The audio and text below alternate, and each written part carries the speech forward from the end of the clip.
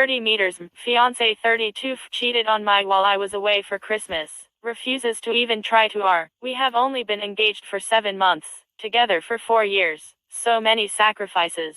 Losing dog. Cross-country move. What should I do? My 30 meters. Fiancé 32 and I were dating for 4 years. We moved rather fast and have been through a ton of trauma together. I recently found out she cheated on me about 1.5 months ago when I was visiting my family over the holidays. She was the love of my life. The most beautiful, sexy and smart woman I've ever met. Some backstory. We met in medical school in the Midwest. Shortly after starting to date, her sister died by suicide, and I lost my whole medical career. I now have a career in politics. She asked to move in only a few months after we started dating, and I said okay right after her sister died. I supported her to help her heal for years, got her through medical school financially, emotionally, and helped with her studies. We got through COVID together, lifted weights together almost every day, did all the things a couple does. I showered her with gifts, compliments, passion, and gave her all of me. The sex was glorious. Around the 2.5-year mark, around summer of 2021, she said she wanted to go on a break, and I begrudgingly agreed it was either take the break or lose her, as long as she didn't sleep with anyone else. I know she has a lot of attention-seeking behavior, so I thought she may have just wanted some new attention. On her birthday in October of that year, while we were on the break, she told me she was going out with her girlfriends for the night. Something didn't sit right with me, so I looked through her messages on her computer and found that she had slept with a guy already earlier that week, when I was out of town for work, and that the guy was picking her up again tonight. The man was a sugar daddy, which I didn't really understand. I paid for all of the bills and everything, so she didn't really need money. I couldn't believe my eyes, what the messages said, so I went to where she said she would be and waited. After about 30 minutes, the man she was cheating with, if we were on a break, was dropping her off after they had sex in a parking lot. I confronted the man and told him never to contact her again or I would let his wife know. Never heard from him again. I am ashamed of having to do that, but I needed to know and see it with my own eyes. After about a month, I forgave her for this, and our relationship seemed to be back on track. She seemed very remorseful. She said a major reason she was feeling like she was being suffocated and needed space was that she didn't know if I was serious about her. I had not proposed. I thought 2022 was a great year for us.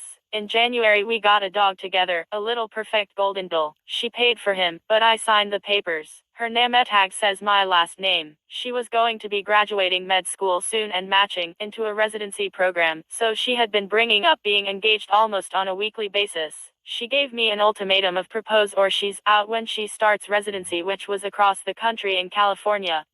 I proposed in May on a beautiful trip. She accepted. I packed up our whole act and drove myself and our dog and cat us across the country to California while she flew. Her program started just a few days after graduation. California has been hard on me. None of my community is here. None of my family is here. My job was still back in the Midwest, so I was working remotely and was home a lot. I would say I was at home, maybe 85% of the time. I think this caused my fiancé some resentment. Fiancé worked very long hours. I was and willing to sacrifice all of this for our relationship. On the bright side, as well as continuing to all the bills since she was getting paid now and the call is much higher in Cali, we agreed to split bills. It meant that I could act as more of a caretaker due to her long work hours. I took care of the dog. I cooked all the meals, got the groceries, tracked all the finances, all the regular boring everyday shit that people have to do in order to survive. By late August she had stopped wearing her ring to work. She said that it was due to patients harassing her. It was such a nice ring. I let this red flag go. She said that if I got her a smaller silicone band ring she would wear it, but I never did. Why? I'm not sure. Didn't seem like a priority. In retrospect, I should have.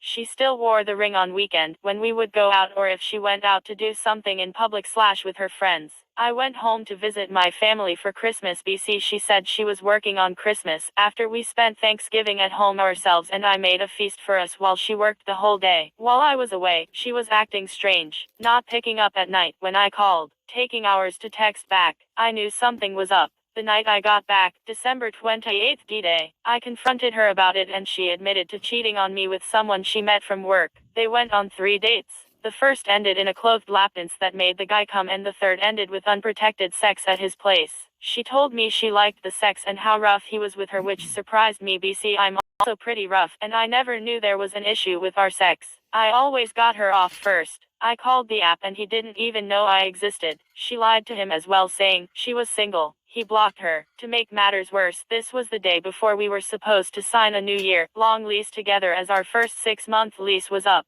The landlords let her sign the lease herself. I stayed with friends for about 2 weeks. After 2 weeks we talked and agreed to try couples therapy, although she did not know yet if she wanted to try to be in a relationship. After the first week of therapy, things seemed to be getting better. She invited me to move back in. We were having a lot of sex. I was buying a lot of furniture for the new place. She was no longer talking to the app. Then, the Saturday after our first therapy session, she went out with her friends to a nightclub which I was with. Her app happened to be there by coincidence. There are not a lot of clubs in the area. She got to chatting with him and she says all they did was kiss.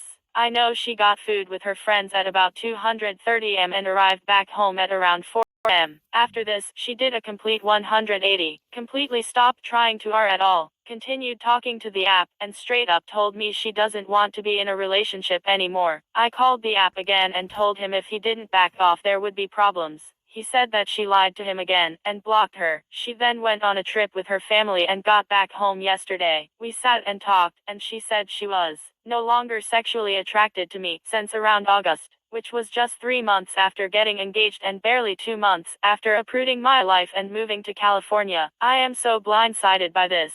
We are both very fit and attractive, but I know the app was taller than me. My fiancé and I were about the same height at 5 inches 10. She was maybe 5 inches 10.5.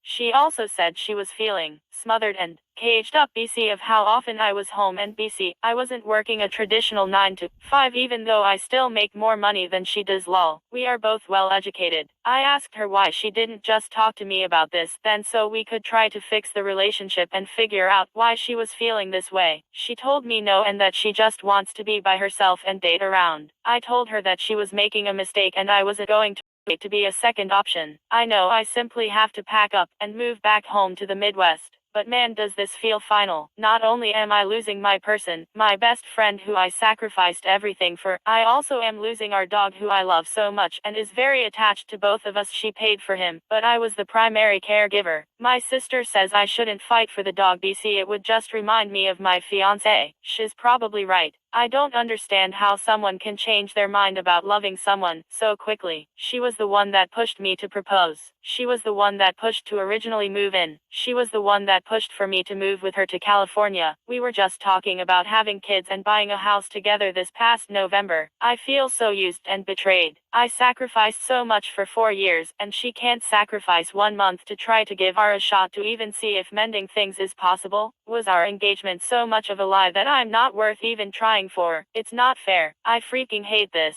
I can't sleep, I can't eat, and I don't know how to move on. Our anniversary would be on Valentine's Day.